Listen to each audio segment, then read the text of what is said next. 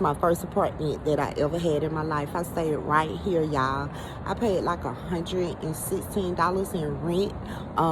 My little sister and her son stayed with me too, you guys. They're my first apartment, and let me tell you a story about it. My friend San, she stayed right here. San got high on the natural high, boy. She was funny here. We used to have so much fun talking shit.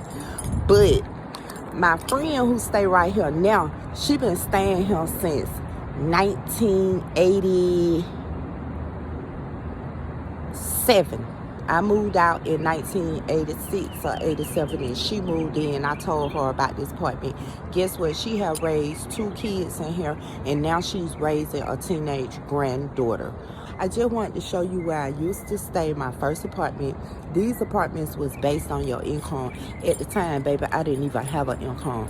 You know, back in the day, you could make it do what it do and make that paperwork right in order to get that apartment. But yeah,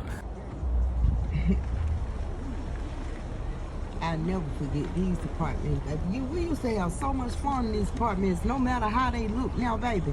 I remember this girl, she used to go with my dude friend, and she stayed right here. Boy, when I tell you, we used to have some fun.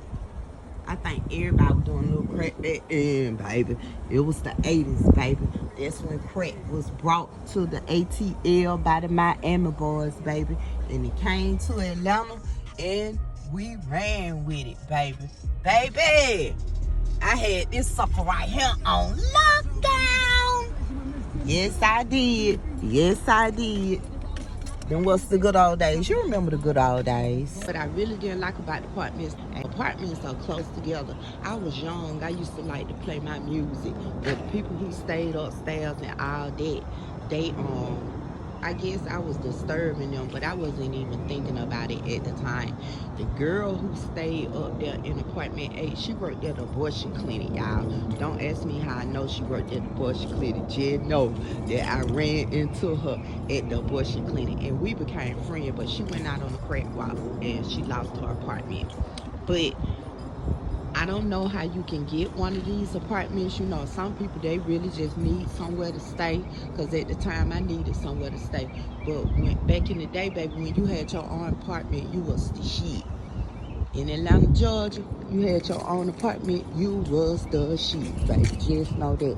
But I'm finna try to go around here and see, can I talk to somebody and see how can you go about getting an apartment out here, because it look like